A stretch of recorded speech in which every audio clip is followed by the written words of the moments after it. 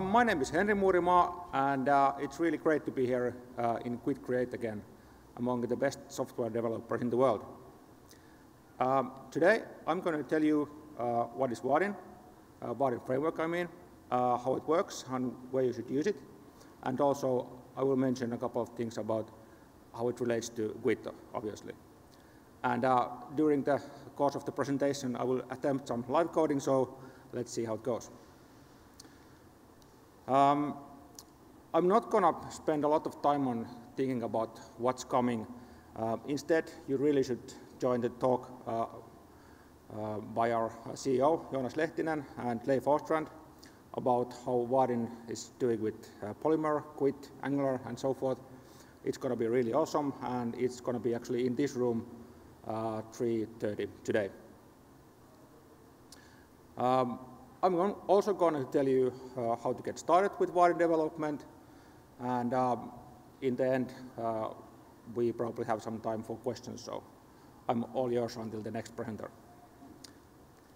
Right, so as some of you might know, Vaadin, the company, and me as well, we come from Finland, and Finland has lots of reindeers. And reindeers are nice and useful little animals, which is why we actually named the technology and the company after them. But our Vaadin is actually not a nice pet. Okay, one more please.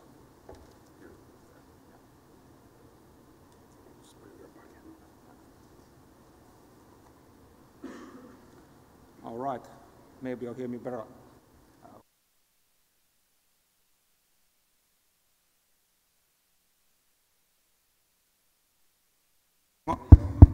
All right, that's better. Okay, Vaadin framework. You built web apps with it. I'm sure this is a huge surprise to all to you.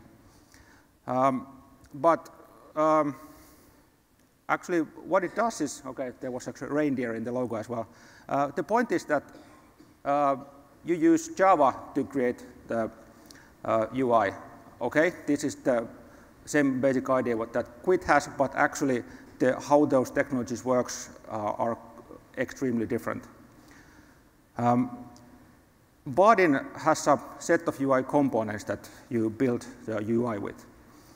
And the thing is that you use those in server-side Java code.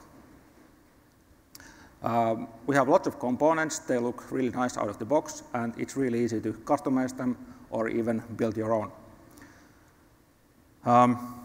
So a couple of key ideas between the framework. First one is obviously the components themselves. And when we are talking about the components, we want to see what's actually what the user sees, but also how do you actually bind your data into those components. And the last thing, obviously, you want to customize how they look, how the apps look, and so forth.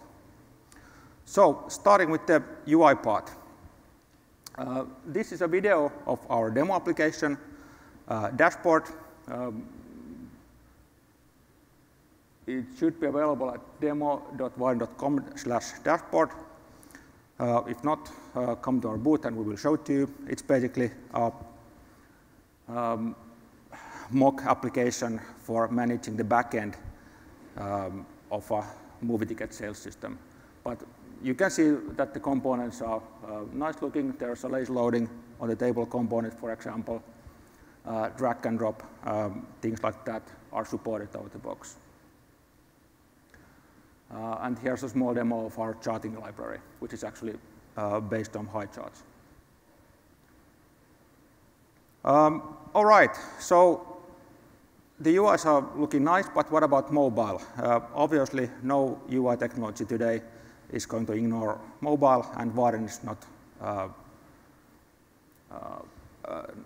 an exception to that rule, of course. Regarding other technologies, we support all major browsers, and if you must use IE6, I really am sorry for you, but in that case, you can use Vaadin 6, which will support IE6 until eternity, let's say. Vaadin 7 supports IE8 and up, so that's something I hope. And the nice thing about this is that if there's a new browser that Vaadin doesn't support, it's our fault. We will fix it for you. So that's important.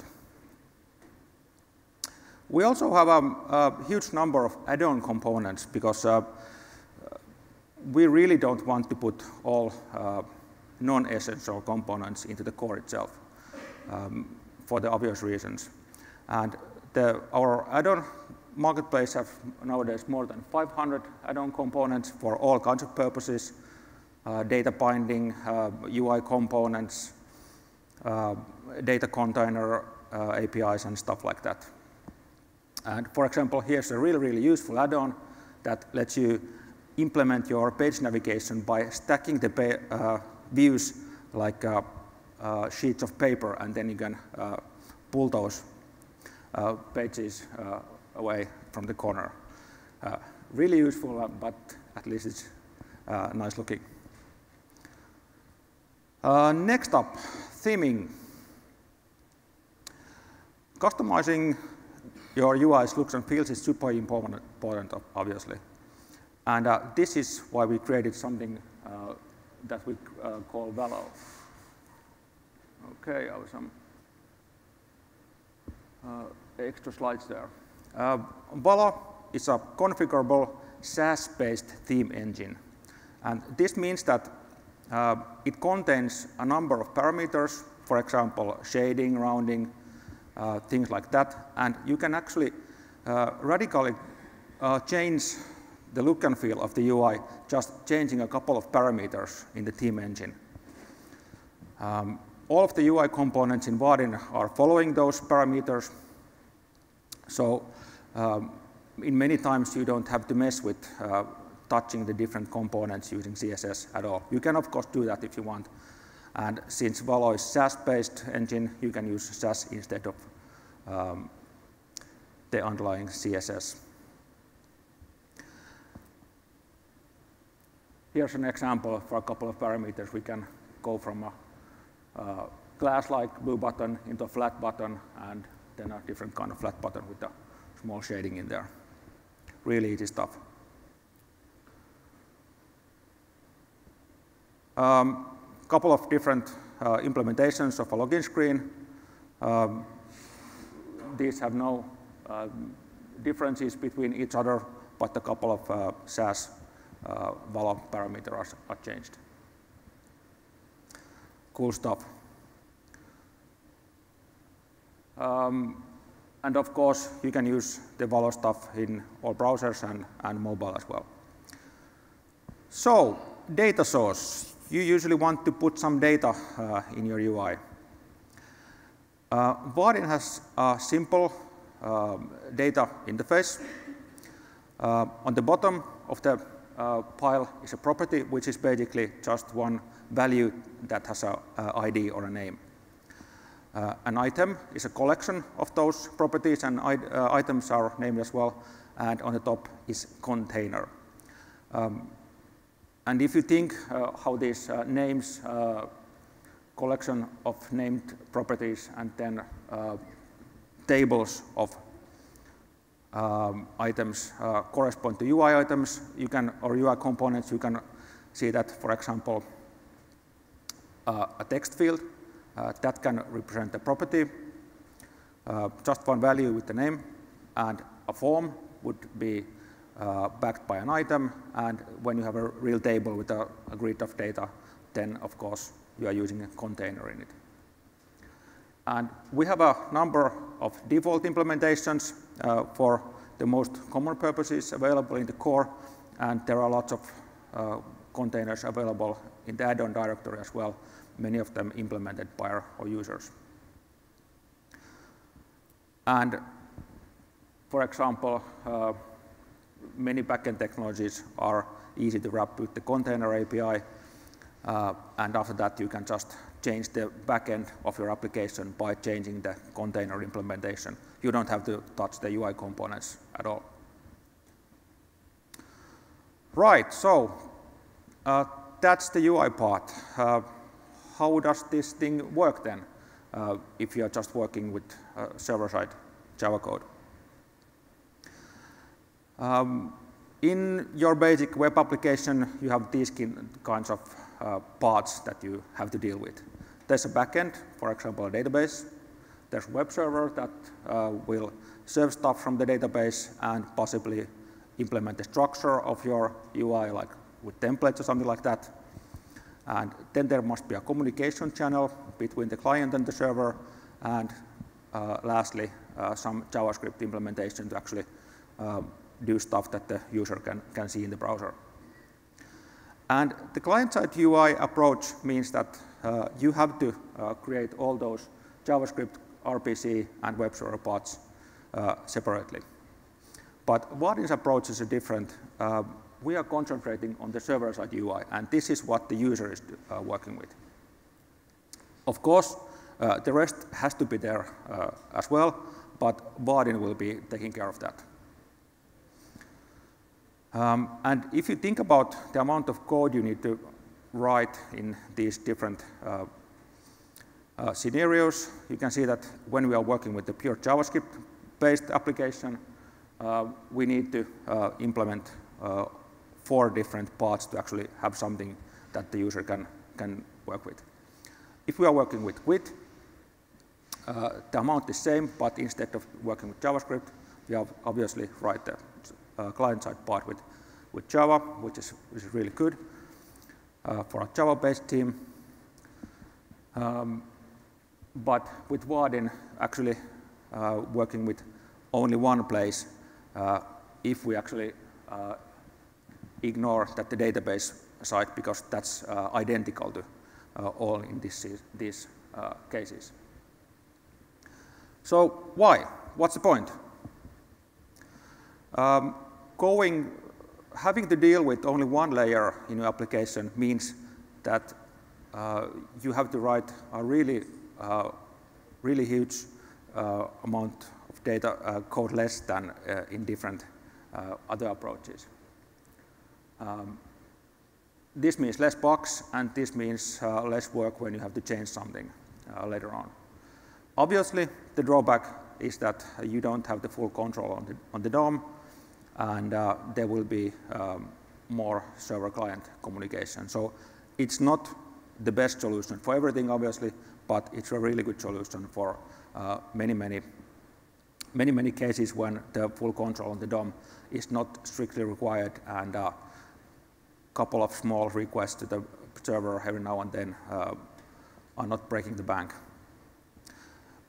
Actually, Jonas wrote this application that actually compares these approaches on the code level. You can find it on GitHub, and the basic architecture looks like this. So when we're working with GWT, we of course have to implement the view itself. Sorry. And then we have to work with these other modules on the RPC side and on the server side to actually have the data to pass to our view so that it can be drawn on screen. All of these parts are quite easy. There's no complex about them. But if you compare the Vaadin implementation, there's one class that is actually code by code, not identical, but really close to what the editor implementation in the GWT case is.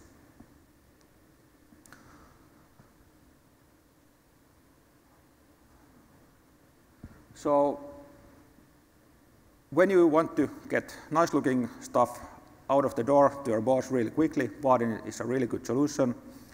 But if you need the full control on the client side, for example, if you are writing a next Twitter or Facebook. By the way, how many of you are writing the next Twitter or Facebook? Nobody. OK, so all of you can use Vaadin, no problem. Yeah, as always, you have to be really smart about understanding what you are doing and not going overkill on any direction.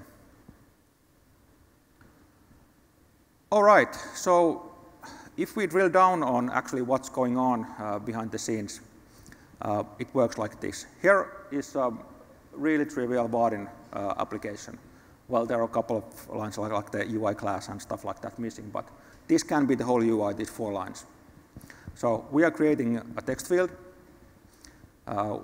We are creating a button and a layout that will contain those. And then we will add a listener for our button that will just show a simple notification on screen when the button is clicked. So we have this deployed on our server, and the user navigates to it. What will happen? Well,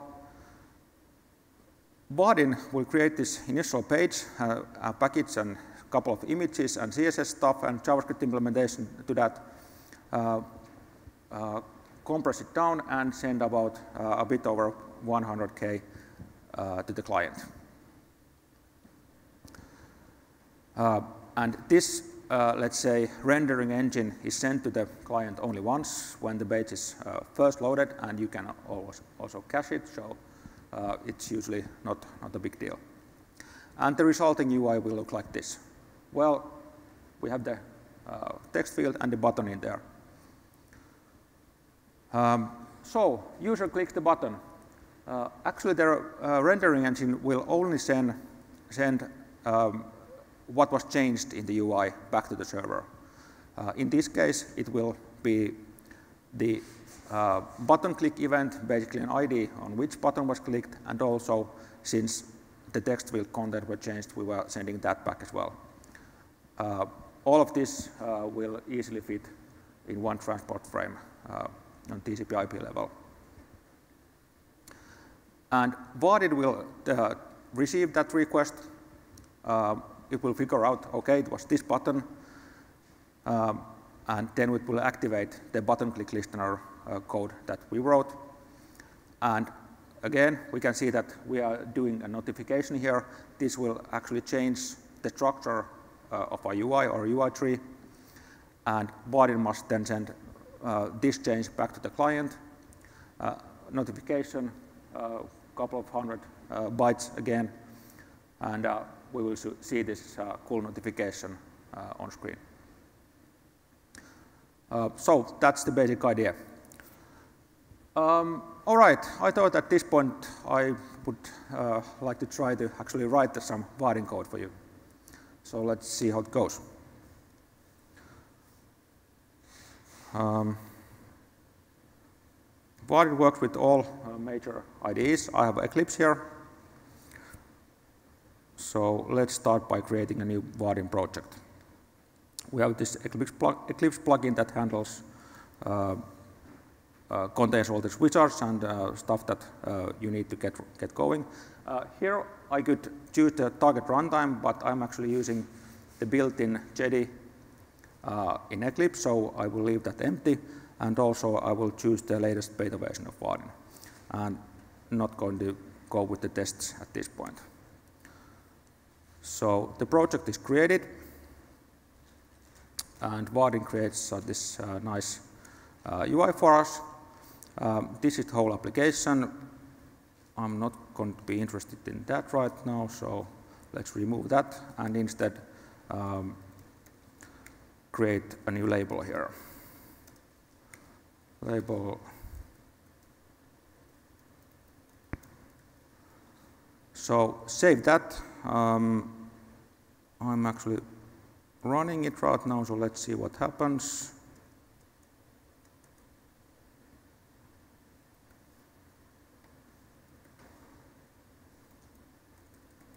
Localhost demo. Yes, here we go. An empty UI with a label in it. Simple stuff. Okay, but we are actually going to build a document editor now that we can edit HTML files that are on our disk. So let's get started by actually displaying those files on screen. So first we need some way to actually get those files, so we use something called a file system container with that. That will be our data source. Let's create it, and it will take a new file that is pointing to the folder. I got a TMP,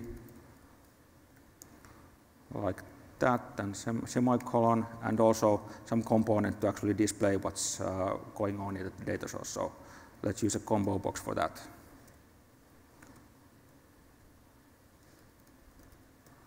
new combo box, choose a title, and add the data source there as well. Okay, that's one UI component. Let's replace our label with it and save it. Okay, I need to import file. Here we go. And let's see what happens. The label is replaced by combo box, and let's see, yes, we can see the HTML files in that folder are specified. Okay, that's not very useful yet, so let's actually display the document. For that, I'm going to use a horizontal split panel here. Horizontal split panel, and also I need a new component to actually display what's in the file. Let's use a label for that. New label, no need the content, and content mode should be HTML. Right, and the split panel should show the list and on the left and the doc on the right. Okay, let's save it again, reload, and here's the split panel. And now if I select here, nothing will happen because we need to actually tell the combo box that when it's clicked, it should actually update the contents of the label. So let's do that. Let's give the list value change listener. And we can use a nice Java 8 Lambda here. And when this happens, we will set property data source for our label. And we have this text file property that we can use for that. Cast the value coming from the combo box as a file.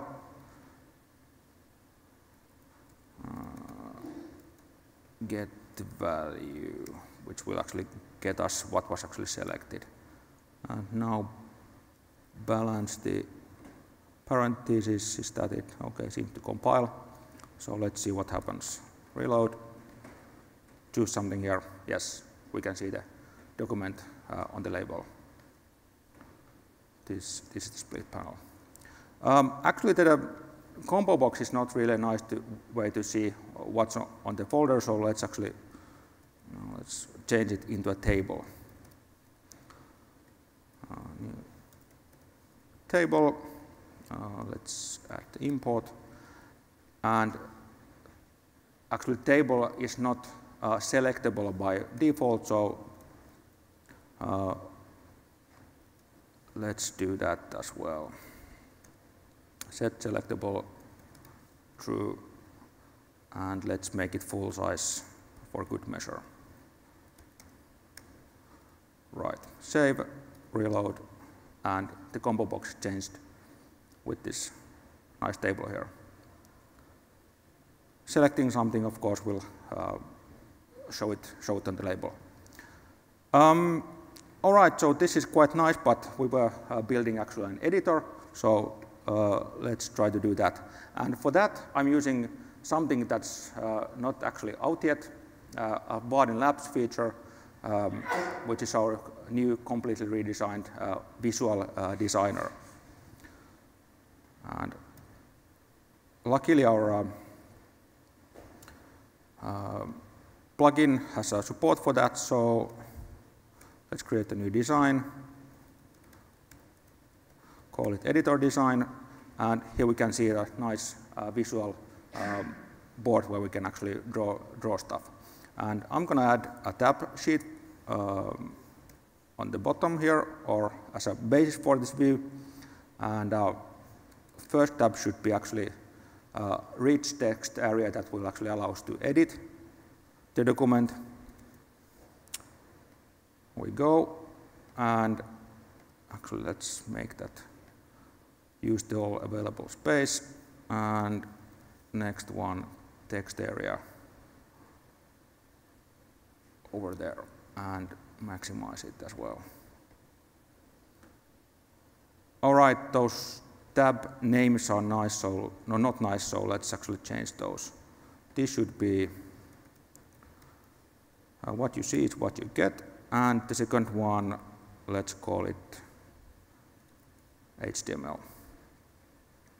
and save it. Okay, now we have this design class, and we can actually go see what kind of HTML it's generating. So this is the new feature in Vaadin 7.4, not out yet. I'm using beta 2. That will allow us to design parts of views as this kind of declarative syntax. Really nice, in my opinion at least. So let's create a new class that we can actually use on our code. Call it editor, and it should extend from the design.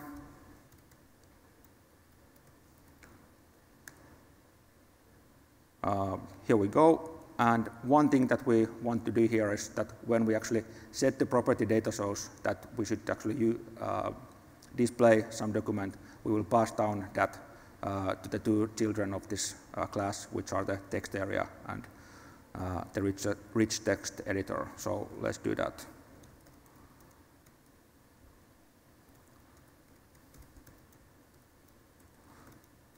Set property data source, and it will get text file properties like this, and when it's called, we will call set property data source for our rich text area and also the text area as well. Save it. Okay, last thing here is to actually change the label into our editor. No need for those parameters. And wrong class. Here we go, save it, seems to compile. Let's see what happens. All right, here we go. Tab sheet with the WYSIWYG editor and some HTML. Let's select something, and we can actually see that here it goes.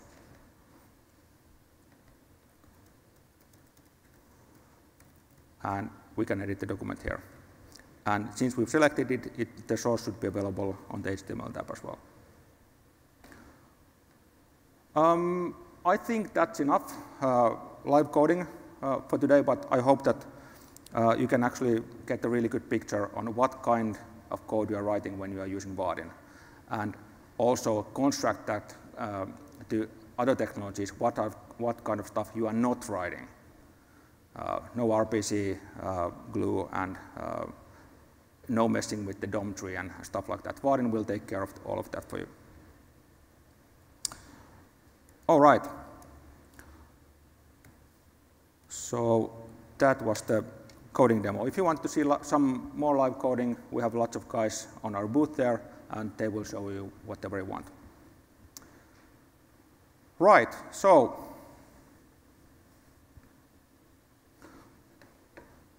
Vaadin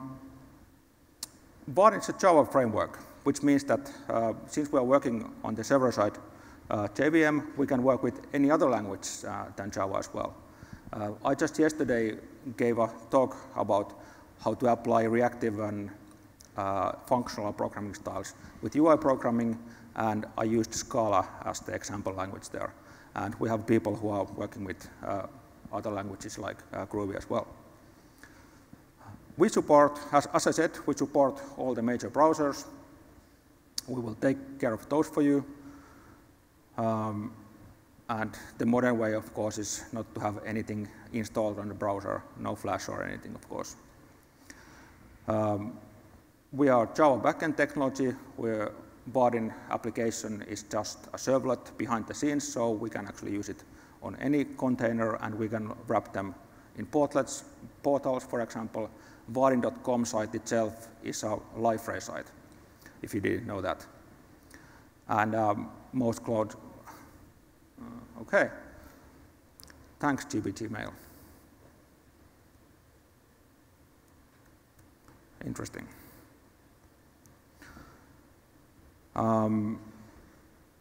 All the usual cloud services are available as well. All IDEs are supported as well.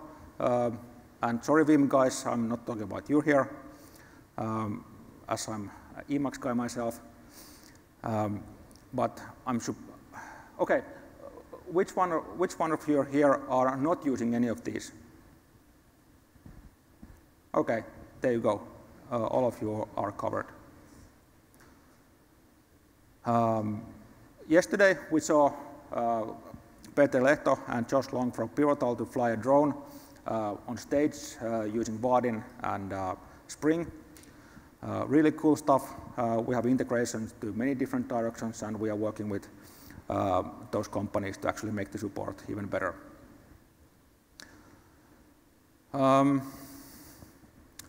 Yes, one slide about what's coming. 7.4 is on beta 2 stage. It should be out any day now, hopefully. And the two big features on that is a completely redesigned grid component.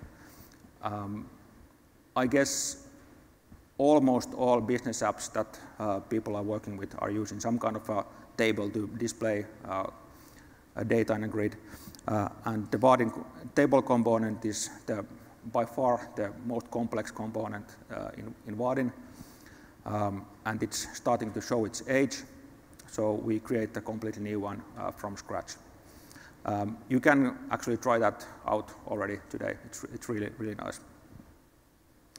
And actually, we are going to be publishing bindings for the grid component, both for Git and JavaScript as well. So it's not just for server-side Vaadin users. And version 8 is coming as well, and big thing there is web components. So many people over the years have been asking for us, okay, these components are really nice, they're nice looking and seem to work well, have lots of features. Can I use it with some other technology? And until now, the answer has been, sorry, the implementation is custom and the API is on the server side, so it would be a huge job to actually take it away from the Vaadin framework. But we are actually doing the great work now, and we are building or converting the current Vaadin components into web components that you can use with any other technology. And as I said, Jonas is going to give a talk about using that stuff with, for example, Angular and Polymer and stuff like that. So join the talk later today to hear all about that.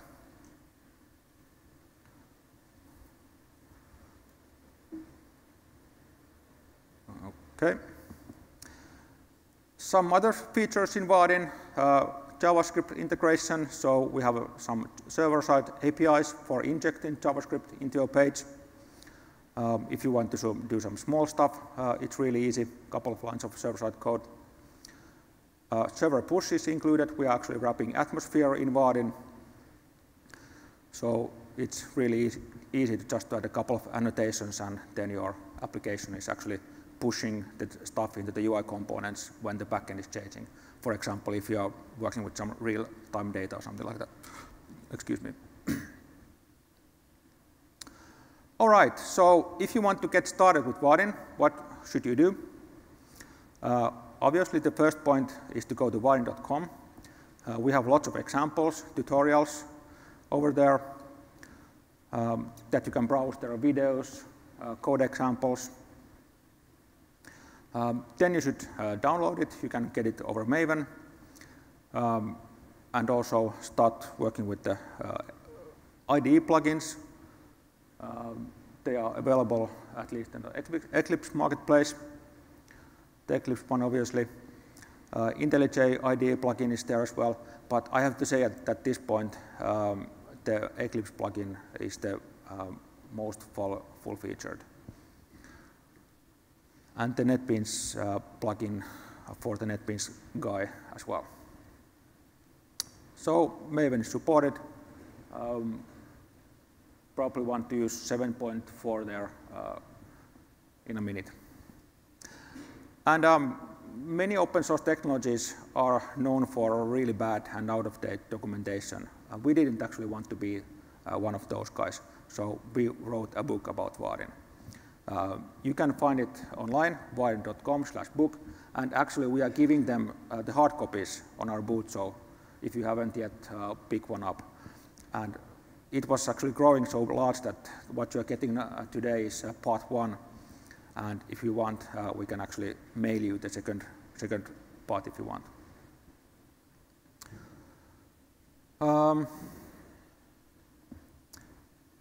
Vaadin has quite a bit users all over the world already. There's our showcase magazine, and you can go to, if you can see the URL on the lower left corner, vaadin.com/whoisusingvaadin. It will actually give you a ton of success stories for many big companies about their success with choosing Vaadin.